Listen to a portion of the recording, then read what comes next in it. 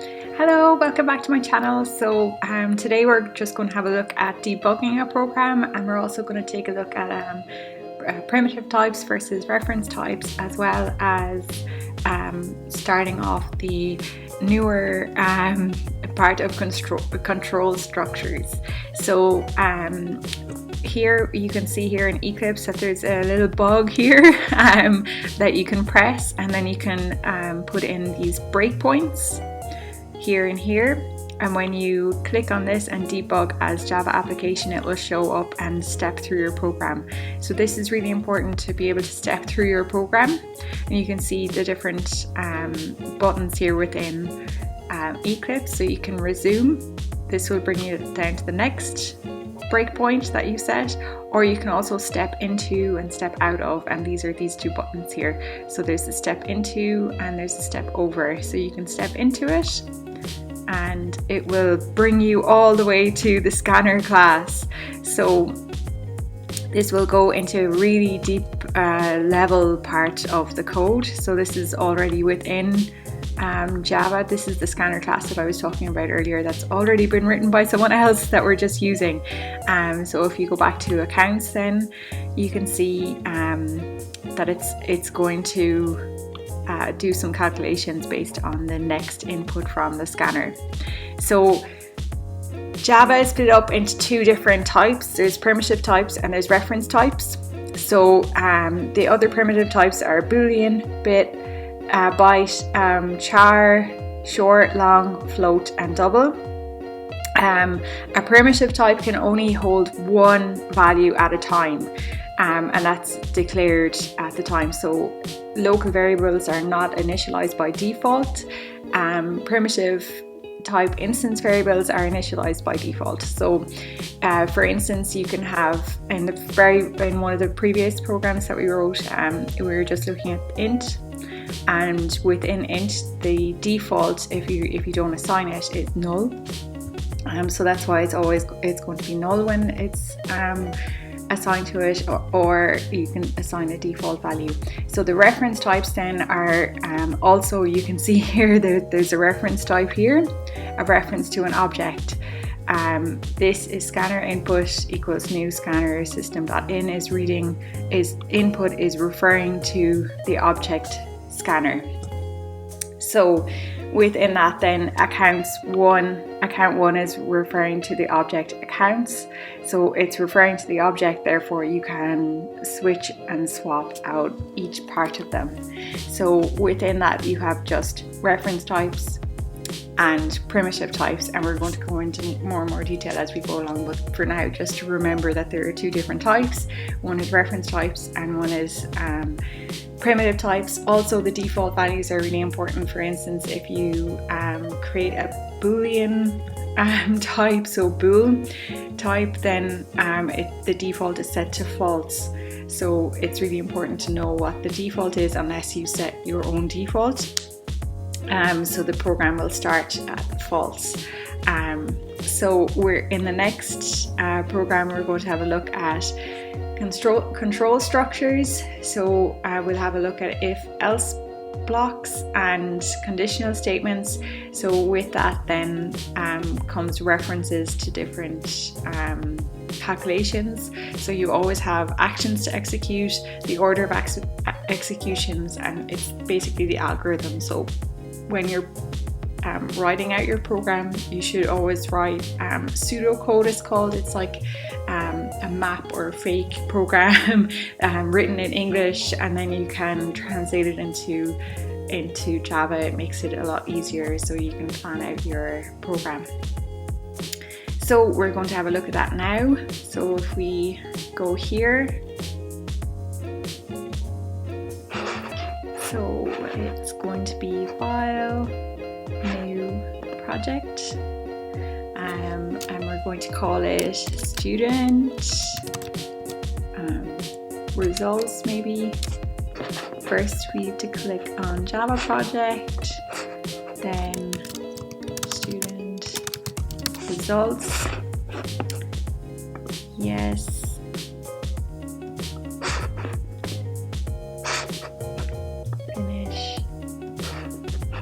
Don't create the module.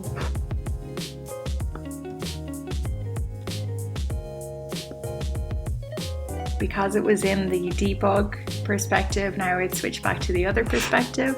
Now within that you can create the two different classes. So within this you have a class called student, and we're also going to have a student test class because the test is going to run the main program. So within student we will have the same, similar to the previous one, we're going to have get and set methods. I'm going to pause the video for now, write out the program, I'll put it up on GitHub, you can have access to it, but for the moment this is just going to reopen with it already done. Okay.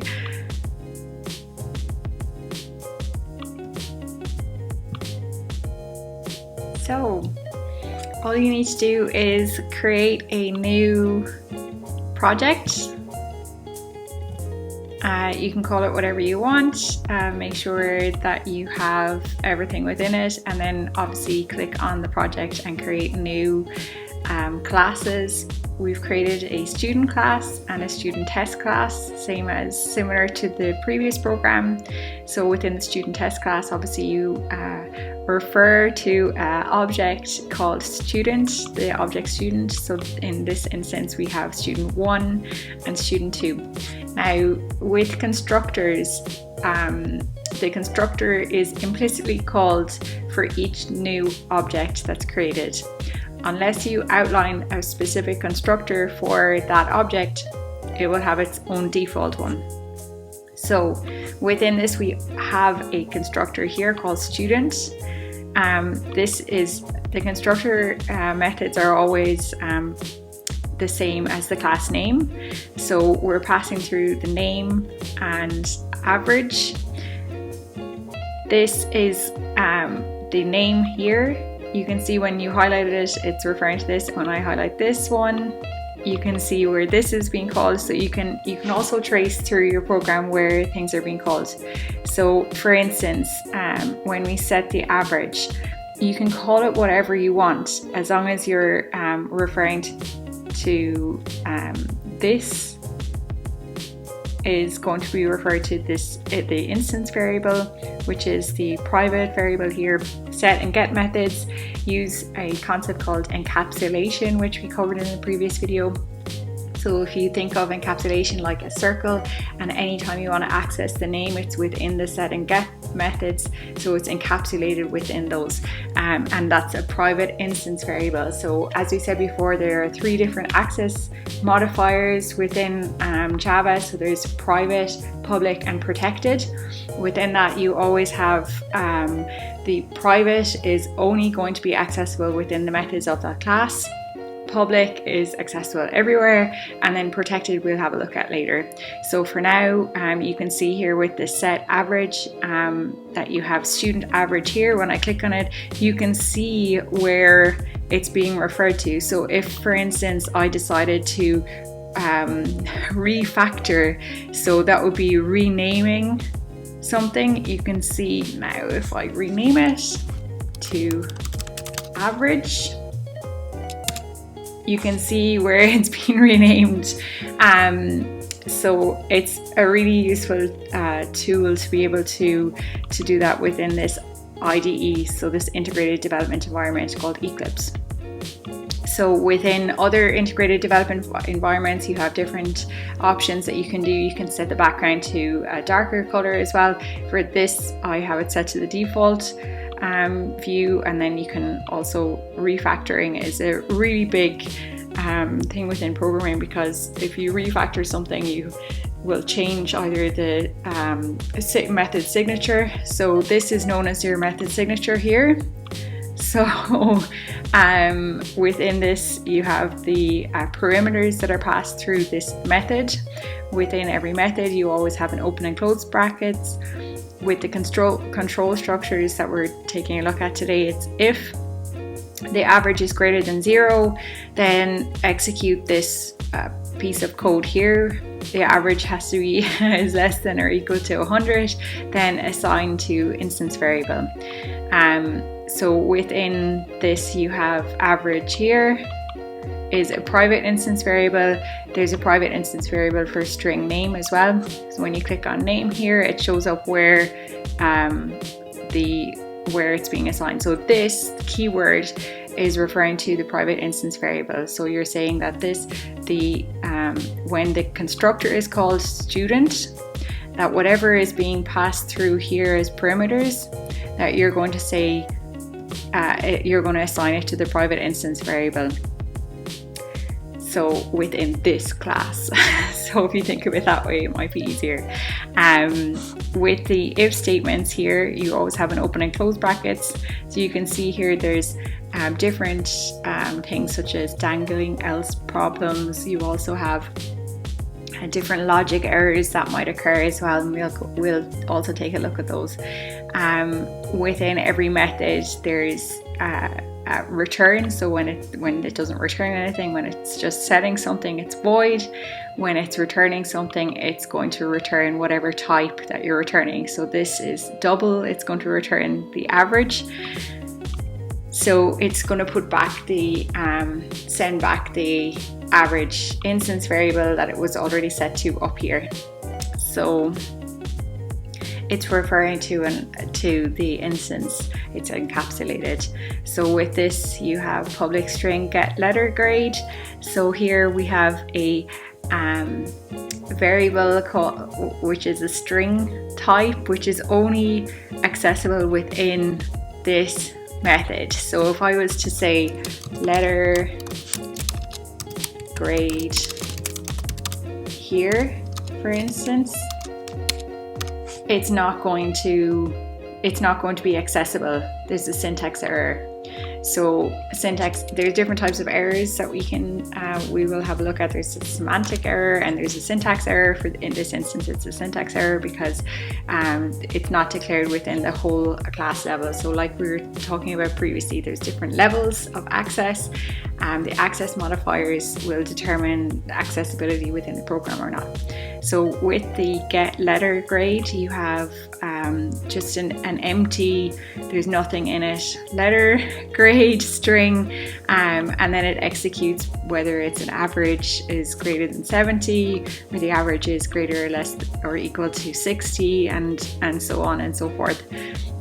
With each of these, you have the execution is going to have different less than or equal to, greater than or equal to, and is going to make sure that you have to execute both together. We'll take more deeper look at that in the next video with the operands. For now, when we go to the student test, all we're doing is creating a new object called student1, referring to the object, student2. So you've one object and you're saying student1 execute, student2 execute, and printing it out. So you're getting the name, getting the letter grade, and the get is accessible with student1. You can see here, if we go back to the get, so for get name, it's public. So that's get name here. Get letter grade also needs to be public. So if I go down to get letter grade here, it's also public, so it's accessible from the student test class to the student class. And that's all we're going to cover for today. So we're getting into more and more detail as we're going along. I'll put this up on GitHub so you can have access to the code. I highly recommend typing it out yourself and running the code. That's how you're going to learn as you're going along. Putting in your own comments, making sure you run through with with the debug mode on, so this being the bug up here, and putting in breakpoints being points in the code where you stop the code from running. So for instance, if I go to here, debug as Java application, so that would be for the student test, you have to do that, and then you can put in different breakpoints as you're going along as well. So it's really important that you step through the code when you're doing things like that as well. Okay, thank you for watching. Please subscribe to my channel. I'll put up more and more as they're going along. I hope you're enjoying them. Please send me feedback with learncomputers@ali@gmail.com. I look forward to hearing your feedback. Okay, thank you.